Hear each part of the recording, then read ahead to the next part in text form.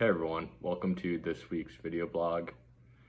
We're going to be talking about hydrogen power, and this question actually came up from a client in a recent meeting. At the end of the meeting, they said they heard about it in the news a little bit, and they were a little confused about what exactly it was, how it worked, and if it might make sense for them to add a small holding of it to their portfolio. So we decided to dig a little deeper, and hopefully this blog will provide you with some insights about the topic.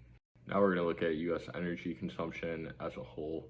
We have data from 2022 here, courtesy of U.S. Energy Information Administration.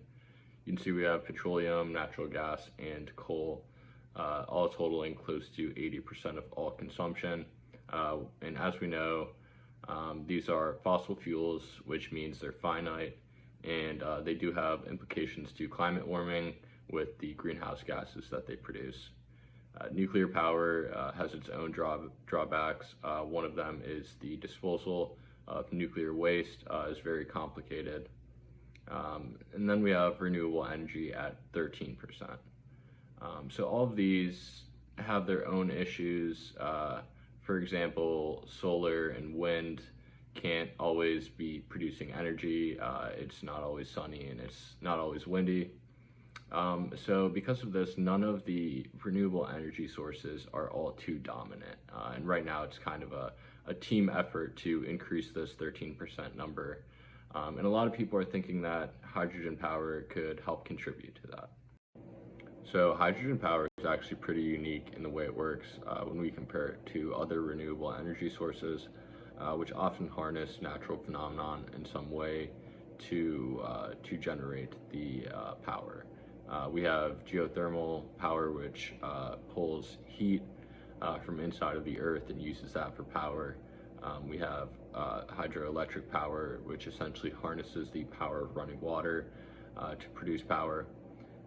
With hydrogen power, we actually take water and split it into the two components, oxygen and hydrogen.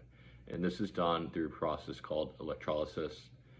In this process, an electric current is applied to the water, and that's how the chemical reaction occurs to split out the byproduct of just oxygen, and then the hydrogen gas, which can be used as a fuel. We do want to mention, though, that the process of electrolysis does require energy. So in this example, we're using surplus renewable electricity.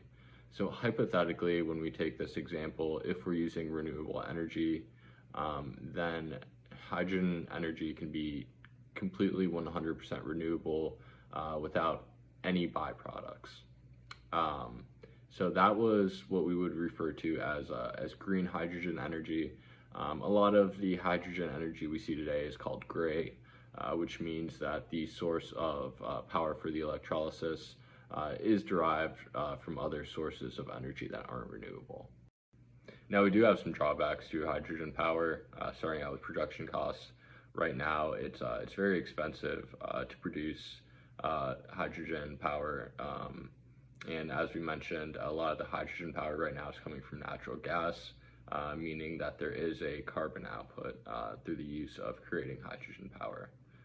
The next is infrastructure, and you can kind of compare the infrastructure on hydrogen power to electric cars, where it's not quite there yet, and it's preventing more widespread adoption than we've seen so far. Lastly is efficiency. As it stands, the energy that we put into the process of electrolysis is not that much less than the output of energy from burning the hydrogen gas. So that's getting better. And there's a lot of room for improvement there because currently roughly about 60% of the energy that goes into electrolysis is lost to heat. So there's a lot of room for improvement, and in these three categories, we could see the drawbacks become less significant over time. So looking at hydrogen from an energy standpoint, we definitely see a lot of potential for it in the future. You may have come across some flashy article headlines saying things like, hydrogen is the future, and we don't think that's the whole truth, but we definitely think that hydrogen will be part of the future. It'll take a group effort from that and other renewable energy sources to move us over to clean energy and at some point switch us over completely to renewable energy sources. Looking at it from an investment standpoint, there's already been significant investment. There's new startups, auto manufacturers have implemented hydrogen fuel cells into their cars. The forerunner in this is Toyota, but there's others such as Honda and Hyundai. And actually earlier this year, the Biden administration announced $750 million of funding going towards hydrogen power.